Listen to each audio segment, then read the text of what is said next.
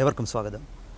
ഇന്നത്തെ face to ഫേസിൽ നമ്മുടെ അതിഥിയായി എത്തിയിരിക്കുന്നത് പ്രശസ്ത അമേരിക്കൻ വീഗൻ പാചക വിദഗ്ധനും ഫിറ്റ്നസ് ട്രെയിനറുമായ ജാക്ക് ലാവൻഷ്വ ആണ്. ഭക്ഷണത്തിൻ്റെ പോഷകമൂല്യത്തെക്കാൾ ഭക്ഷണത്തിൻ്റെ രാഷ്ട്രീയം ചർച്ച ചെയ്യപ്പെടുന്ന കാലമാണ് ഇപ്പോൾ ഇന്ത്യയിൽ, പ്രത്യേകിച്ച് കേരളത്തിൽ. മാംസാഹാരത്തിൻ്റെ പ്രാധാന്യം ആഘോഷിക്കപ്പെടുകയും ബീഫ് ഫെസ്റ്റിവലുകൾ നടത്തപ്പെടുകയും ചെയ്യുന്ന ഒരു സാഹചര്യം ഇവിടെ നിലനിൽക്കുന്നുണ്ട്. ഈ കാലഘട്ടത്തിൽ വെജിറ്റേറിയനിസത്തിൻ്റെയും വീഗാനിസത്തിൻ്റെയും പ്രാധാന്യത്തെക്കുറിച്ച് മലയാളികളോട് സംസാരിക്കാനും മലയാളിയെ അത് ബോധ്യപ്പെടുത്താനുമായി ശ്രീ ജാക്ക് ലാവൻഷ്വ കേരളത്തിലെത്തിയിരുന്നു. കൊച്ചിയിൽ താജ് ഹോട്ടലിൽ അദ്ദേഹം ഒരു ഷോ നടത്തുകയുമുണ്ടായി. നമസ്കാരം. നമസ്കാരം. Mr. Yak, what brings you to Kerala? What's your mission? So my mission here to Kerala is that diabetes is one of the highest in India, and diabetes is the highest in Kerala. My wife is also a Malayali, and her dad has diabetes, and coming here was a gift for me to share my expertise in diabetes awareness. I've been a vegan for a few years and been able to work with diabetes patients and having them see miraculous recovery. Yeah. Could you please tell me about veganism? Though Indians and Keralites know about vegetarianism, yes, they are not familiar with veganism.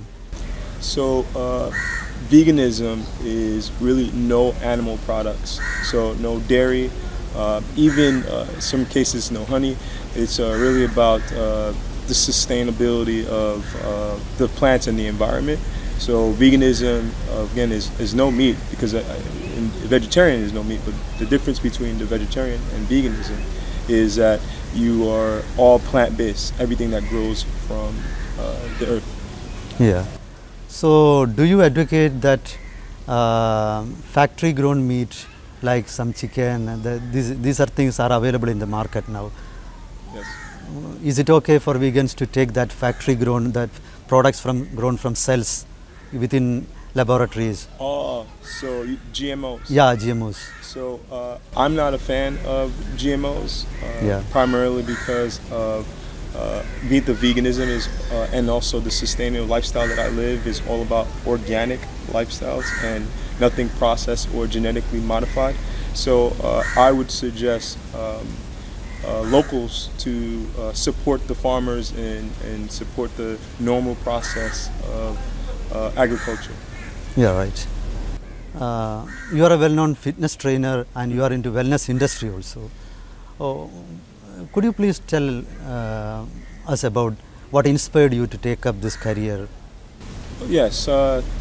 When I was 16 years old, I had a gym teacher that really motivated me to get into fitness. At that time, it was really about looking and feeling my greatest.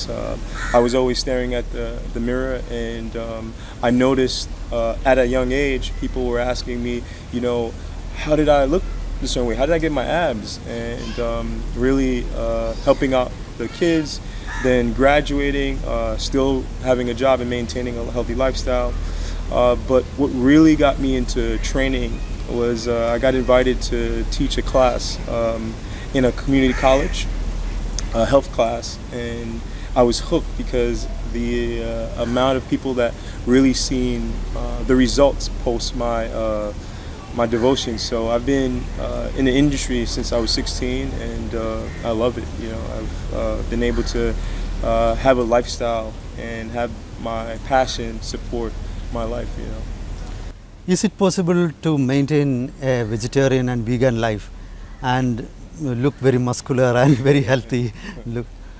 Because people always wonder, they think that you have to take non-vegetarian or meat, something like that, yes, to build your body.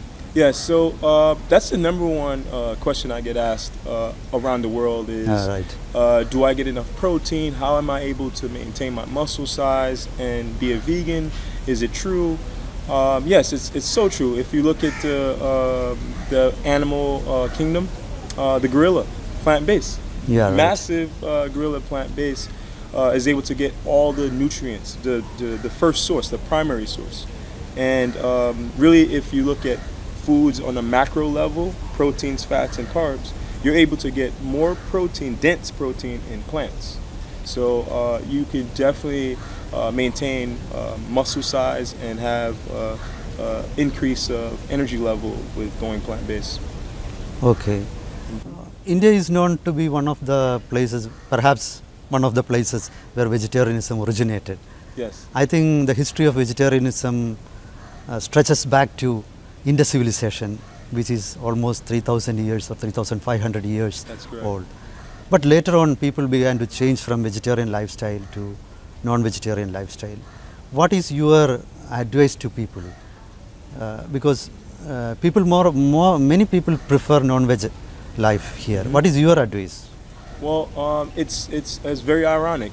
I was the different. You know, I grew up in America, New York City, where Western living is a lot of meat, Big Mac, everything is supersized. Texas has big meats, and I started doing my own personal meditation and started adapting lifestyles from the Hindu practices, like the chakras and meditation.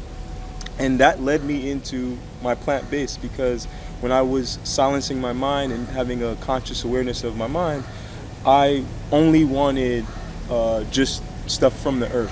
Because with chakras, you know that there are foods that are linked to the frequencies that we put in our bodies. So the best advice.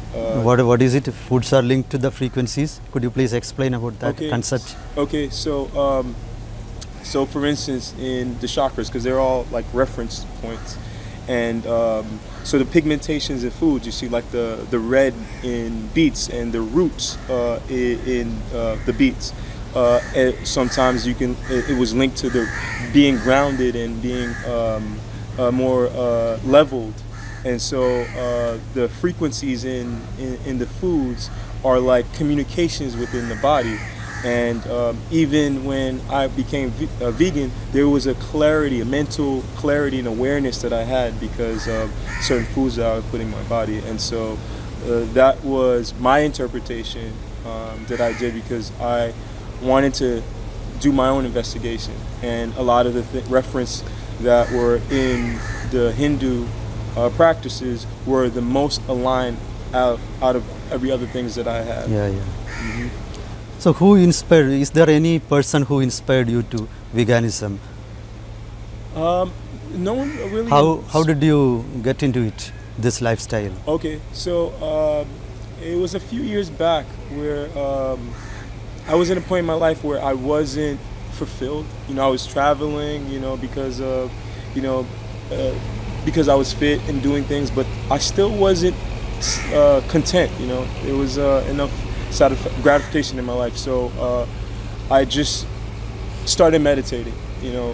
Something prompted me to start meditating, and it was very difficult because my first time meditating, it was only 5 minutes. But then when I was really wanting to meditate, I meditated for 2 hours, and that was my breakthrough that allowed me to have my own self-awareness of myself to lead me to embracing the veganism lifestyle. Because you're probably familiar that with the Hindu practice, or people that go vegetarian are always into their self-awareness. So it's almost like a direct correlation between those things. And so meditation brought me to veganism. So it was like nothing really influenced me. Of course, my journey, I wanted to align myself to others, people that had similar experiences, but I knew for myself that this is what I needed for me to grow in my spiritual journey.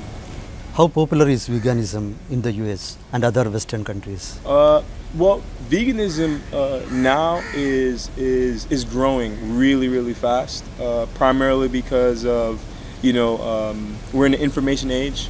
Information gets out and it gets distributed really fast, and so people are aware now. They're more conscious of what they put in their body, and so the Hollywood stars have some influence in why there's a big trend, but it's growing really fast in the States.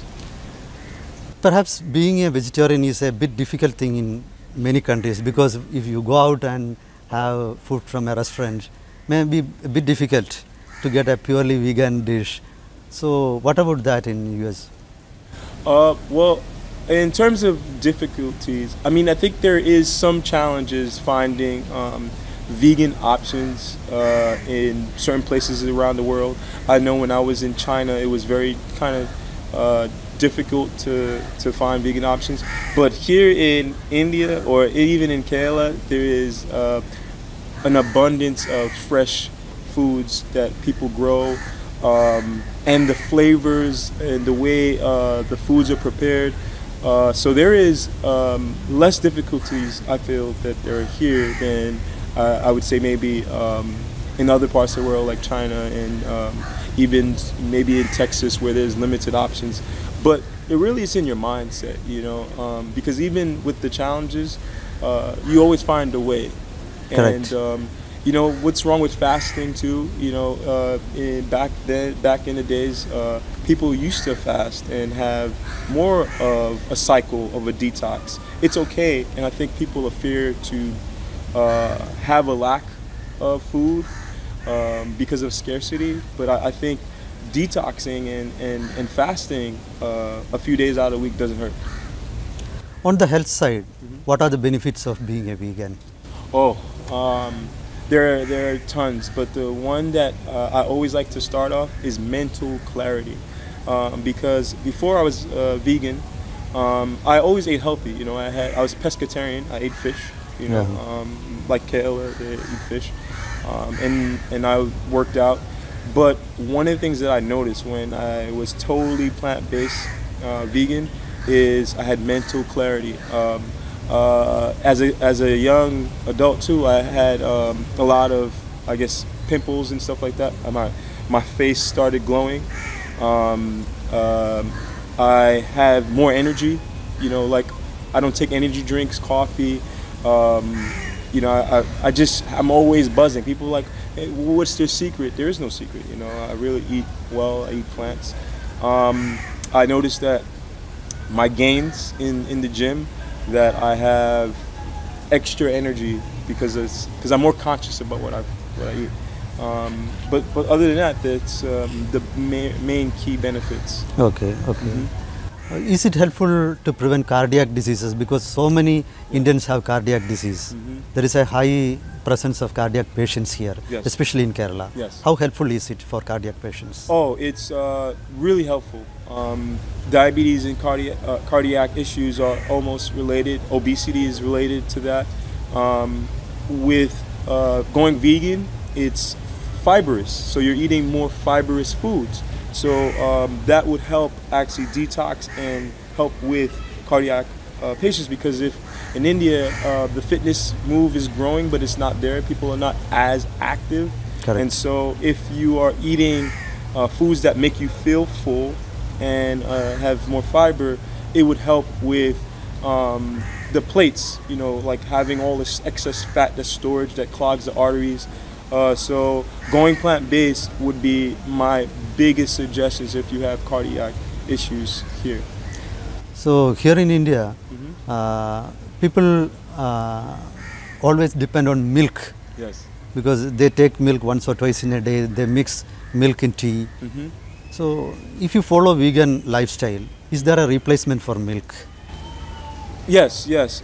So I was in a discussion earlier because that's the biggest challenge in Ayurveda, because in Ayurvedic practices it's highly promoted to drink milk. Correct. But in Ayurveda, it's also known that at a certain age, your body no longer can use the milk.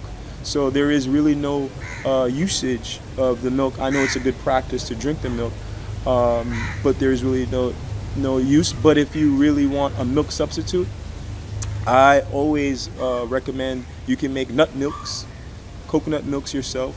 My favorite nut milk that works in the States is almonds. You can soak the almonds and then blend them up in a blender, add water of course, and that could be a good substitute for milk.